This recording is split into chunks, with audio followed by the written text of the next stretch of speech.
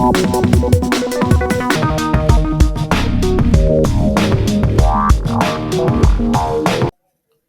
Friends, welcome back to my channel super digital madam और मैं हूं रितु कौशिक। फ्रेंड्स, आज की इस वीडियो में हम बात करने वाले हैं कि अगर फ्लिपकार्ट पर आपको एमआरपी चेंज करना है तो वो कैसे कर सकते हैं। स्टेप बाय स्टेप प्रोसेस बताने वाली हूँ।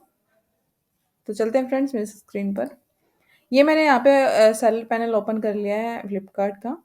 तो फ्रेंड्स, क्या होता है अमेजोन में, तो क्या होता है बहुत सिंपल है। उसको यहाँ पे जैसे कि मैं आपको दिखा देती हूँ। अमेज़न के अंदर क्या है कि आप एमआरपी को बहुत ईज़िली से आप इसको अपडेट कर सकते हैं। जैसे मैं यहाँ पे जाऊँगी और मैं यहाँ पे मेरे को एमआरपी चेंज करना है, तो जस्ट यहाँ पे मेरे को जाना है और यहाँ पे एमआरपी चेंज करना है और सेव कर देना है। तो मेरा इंस्टेंट सेव हो जाएगा। ये 15 मिनट बाद आपको रिफ्लेक्ट भी हो जाएगा अमेज़न पर।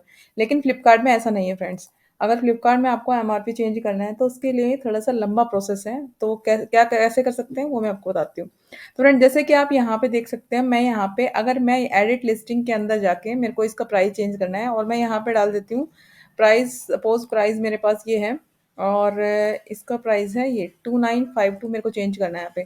तो मैं यहाँ पे अगर 2952 चेंज करती हूँ और यहाँ पे मैं इसको नीचे तक स्क्रॉल करती हूँ, कोई और चीज़ अपडेट नहीं करनी है, सिर्फ मेरे को यहाँ पे सबमिट पे क्लिक करना है। तो यहाँ पे एरर आ जाएगा, please check for input errors. यानी कि यहाँ पे आप देख सकते हो कि मैक्सिमम जो है retail price is not with in allowed limit.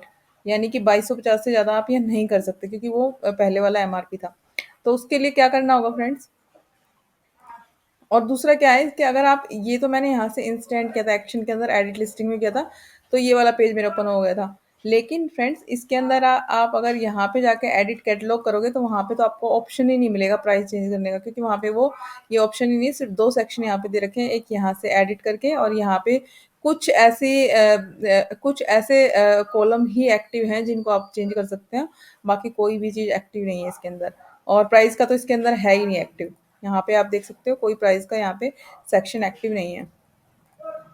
तो उस पूरे प्रोसेस को करने के लिए फ्रेंड्स हमें क्या करना होगा, सबसे पहले हमें यहाँ करना होगा कि हमें यहाँ पे हेल्प के अंदर जाएंगे। हेल्प के अंदर जाके फ्रेंड्स आपको यहाँ पे एमआरपी चेंज लिखना है।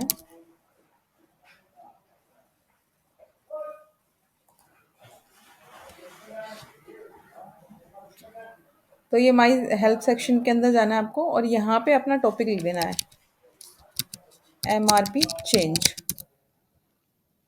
ठीक है। तो I want to change my MRP of my inventory, तो इस पे जस्ट क्लिक करना है आपको। और यहाँ पे जो आप,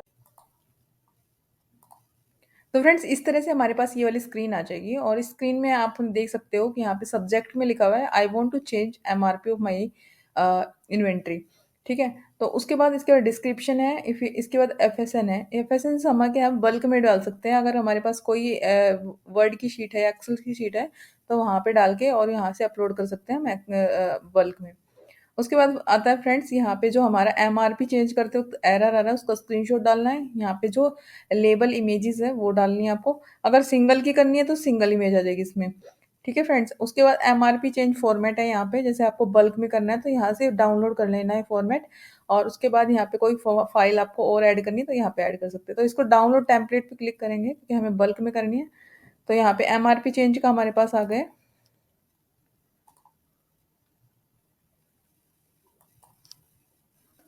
तो इसमें फ्रेंड्स हमारे पास ये जो एक्सेल शीट आई है इसके अंदर हम यहाँ पे लिस्टिंग की आईडीज डालेंगे, फिर यहाँ पे ओल्ड एमआरपी डालेंगे, उसका न्यू एमआरपी डालेंगे, सेलिंग प्राइस डालेंगे और उसके बाद हम डालेंगे यहाँ पे लिंक के इमेजेस। इमेजेस दो तरह से डाल सकते हैं, यानी कि गूगल ड्राइव से डाल सकते हैं या फिर ड्रॉप बॉक्स से। हमें सिर्फ इमेजेस के लिंक डालने हैं यहाँ पे, जो हमारा एमआरपी लेवल जो चेंज हुआ होगा उसमें। तो फ्रेंड्स मैं जैसे दिखा, तो फ्रेंड्स इन इमेजेस को लिंक में कन्वर्ट करने के लिए हमें करना क्या होगा, हमें इसको ड्रॉप बॉक्स की इमेजेस बनाना होगा। ड्रॉप बॉक्स की इमेजेस बनाने के लिए फ्रेंड्स हमारे पास जो इमेजेस हैं आप देख सकते हैं, ये जो इमेजेस है जैसे मैं इसको ओपन करके दिखा रही हूँ, इसमें एक एमआरपी मेंशन होगा किसी एक बॉक्स पर। तो जो एमआरपी मेंशन है वो वाली इमेज ही, उस इमेज का हमें लिंक जनरेट करना है और वही लिंक हमें अपनी एक्सेल की शीट में रखना है। तो आप देख सकते हैं इस तरह से आ गए हैं। और अब हम चलते हैं ड्रॉप बॉक्स के अंदर। तो फ्रेंड्स ये मेरा ड्रॉप बॉक्स ओपन हो गया है। जैसे मेरे पास पहले से अकाउंट क्रिएटेड था तो मेरा यहाँ पे इस तरह से दिखा रहा है। अगर आपका अकाउंट क्रिएट नहीं है तो आपको साइन अप करना पड़ेगा अपने जीमेल आईडी से। तो इस तरह से मेरा ये क्रिएटेड है। इसके अंदर हमें करना क्या होगा फ्रेंड्स, यहाँ पे फाइल या फोल्डर जो होता है वो हम अपलोड कर देंगे। तो यहाँ से इसके बाद यहाँ पे हम जाते हैं अपलोड वाले सेक्शन पे। यहाँ से प्लस पे क्लिक करेंगे और यहाँ पे नीचे जाके अपलोड पे जाएंगे। यहाँ पे फाइल कर सकते हैं या फोल्डर कर सकते हैं।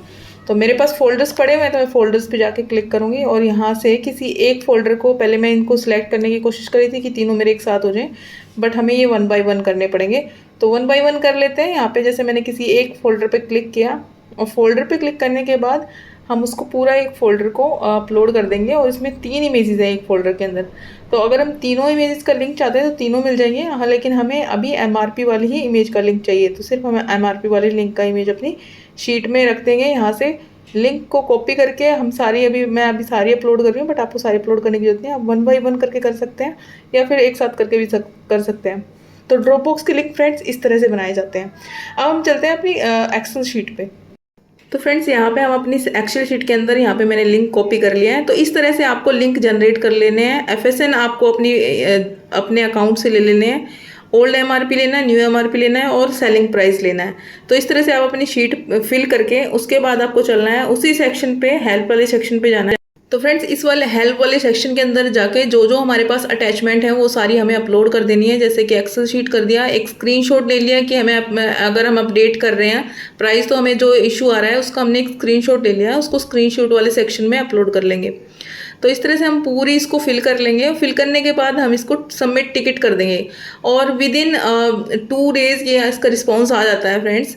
तो इसको प्रॉपर इस तरह से करने के बाद आपको 2 दिन तक वेट करना पड़ेगा और उसके बाद आपके पास ऑप्शन आ जाएगा, या तो फिर खुद से ही वो एडिट कर देंगे या पर आपके पास आप एलिजिबल हो जाओगे कि अपने प्राइस या एमआरपी चेंज करने के लिए।